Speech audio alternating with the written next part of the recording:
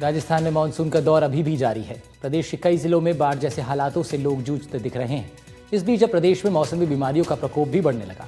घने पेड़ पौधों और जानवरों के जरिए फैलने वाला स्क्रैब टाइफस एक और मुसीबत खड़ी कर सकता है। ताज़ा आंकड़ों को देखें तो प्रदेश में अब तक स्क्रैब टाइफस के मरीजों की संख्या में तेजी से इजाफा हो रहा है। इस इजाफे के बाद स्वास्थ्य विभाग भी हैरान है। प्रदेश के सबसे बड़े सरकारी अस्पताल सवाई मानसिंह में इन दिनों स्क्रैब टाइफस के मरीजों की संख्या में तेजी से बढ़ोतरी हुई है। प्रतिदिन ओपीडी के साथ इमरजेंसी में इस रोग के 4 से 5 मरीज हर दिन भर्ती हो रहे हैं। धनवंतरी में लंबी लंबी कतारें लगी हुई हैं। ज़्यादा आ रहे हैं जब से बारिश हुई है, और इसका मेन बचाव प्रोटेक्टिव क्लोथिंग बोलते हैं हम इसको। फुल बाजू के और पजामा पहनना, जूते मोजे पहनना, यही मेनली प्रोटेक्टिव है। क्योंकि ये वाले जो कीड़े होते हैं स्क्रैब टाइफस के, सुरसुरमुगी, ये जंगलों में और जहाँ खेत खलियान है, जहाँ ज़्यादा फौना है, मतलब ज़्यादा पेड़ पौधे हैं, वहाँ पाए जाते हैं। तो उसके लिए प्रोटेक्टिव क्लोथिंग ही सबसे बड़ा उपाय है इससे बचने का। अगर एसएमएस की बात की जाए तो आप ओपीडी देख रहे हैं, पर डे कितने मरीज आ रहे हैं? अगर बात की जाए तो जैसे स्क्रैब टाइफस के जो सीरियस मरीज होते हैं उनको तो हम भर्ती ही करते हैं। तो ऑन एन एवरेज 4-5 सीरियस मरीज ओपीडी के दौरान, मतलब हमारी 6 घंटे का स्लॉट होता है भर्ती का, उसमें आ जाता है। इसमें बुखार होता है, प्लेटलेट भी डाउन हो जाती है। राजस्थान में लगातार मौसमी बीमारियों के केसेस बढ़ रहे हैं, तो वहीं पर हर कोई डेंगू और मलेरिया को लेकर जो कह सकते हैं यहाँ पर पहुँच रहा है। लेकिन सबसे अहम बात ये है कि इस मौसमी बीमारी के बीच में स्क्रैब टाइफस के भी मामले काफ़ी ज़्यादा बढ़ रहे हैं। पिछले अगर कुछ सालों की बात की जाए तो उनके मुकाबले जो है धीरे धीरे इन आंकड़ों के अंदर इजाफा हुआ। इस पूरे मुद्दे को लेकर हम बातचीत करेंगे डॉक्टर सर से। सर, देखा गया है कि स्क्रैब टाइफस है, अमूमन देखा जाता है कि ग्रामीण इलाकों के अंदर इतनी समझ नहीं होती है, जिसकी वजह से वो देरी कर देते हैं और पेशेंट है वो उसकी हालत बिगड़ जाती है। देखो, बात करते हैं तो जब भी मौसम बदलता है तो अपन, भारत एक कृषि प्रधान देश है और यहाँ पे बारिश का मौसम बहुत इंपॉर्टेंट होता है खेतों के लिए।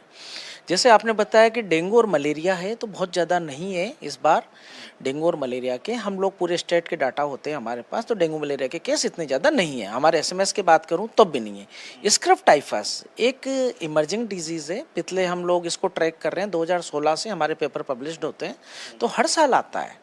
लेकिन क्या होता है, जब भारी बारिश होती है तो कुछ एरिया जो होता है जिसमें वेजिटेशन ज़्यादा होता है, वेजिटेशन का मतलब ग्रीनरी ज़्यादा होता है, तो कृषक भाई क्या करता है, वो खेत में काम करना जाना है उसको, खेती के लिए अन्नदाता होता है, और मवेशियों को चराने के लिए भी खेतों में जाते हैं। तो जो चींचड़े होते हैं, इनके जो वैक्टर्स होते हैं, वो चींचड़े होते हैं छोटे छोटे, आपने देखे होंगे जो जानवरों के लगे होते हैं, जो वैक्टर्स होते हैं उसको माइट्स बोलते हैं हम लोग। तो माइट्स के काटने की वजह से स्क्रैब टाइफस होता है। अब आप बोलोगे कि स्क्रैब टाइफस माइट के काटने से कैसे हो गया, कैसे डायरेक्ट एक चींचड़ा डायरेक्ट काट लेगा? तो ऐसा नहीं होता। क्या होता है कि जैसे ह्यूमिडिटी का मौसम है, ह्यूमिडिटी के मौसम में हमने कपड़े बाहर सुखाए या हमने खेतों में काम किया, तो चींचड़ा वो चिपक जाता है। जनरली चींचड़ा क्या होता है कि कपड़ों के माध्यम से आए, तो हमारे जो अंडर गारमेंट वाली चीज़ें, जहाँ से हम लोग अंदर के कपड़े पहनते हैं, नेकर या टी शर्ट या बनियान, वहाँ पे वो चिपक जाता है और वहाँ वो इन्फेक्शन के सोर्स छोड़ता है। जो बैक्टीरिया होते हैं वो रिकेट्स सुट्सुगामोसी, इसमें एक ऑर्गेनिज्म होता है, उसकी वजह से स्क्रैब टाइफस फैलता है। इसमें लगातार बारिश हो रही है और इस बारिश के अब साइड इफेक्ट है वो देखने को मिल रहे हैं, क्योंकि प्रदेश के कई इलाकों के अंदर जो जंगल इलाके हैं वहाँ पर जो है स्क्रैब टाइफस के जो मरीज हैं वो काफ़ी ज़्यादा तादाद में देखने को मिल रहे हैं। और इसी के साथ जयपुर के एसएमएस अस्पताल के अंदर जो है हर दिन 3 से 4 मरीज जो है स्क्रैब टाइफस के आ रहे हैं, जिन्हें इमरजेंसी के अंदर भर्ती किया जा रहा है। वहीं अगर बात की जाए आंकड़ों की, तो इसके अंदर जो कोटा है, कोटा के अंदर लगभग 35 के करीब जो मरीज हैं वो यहाँ पर मिले हैं। वहीं अगर बात की जाए जयपुर की, तो जयपुर के अंदर 25 मरीज हैं।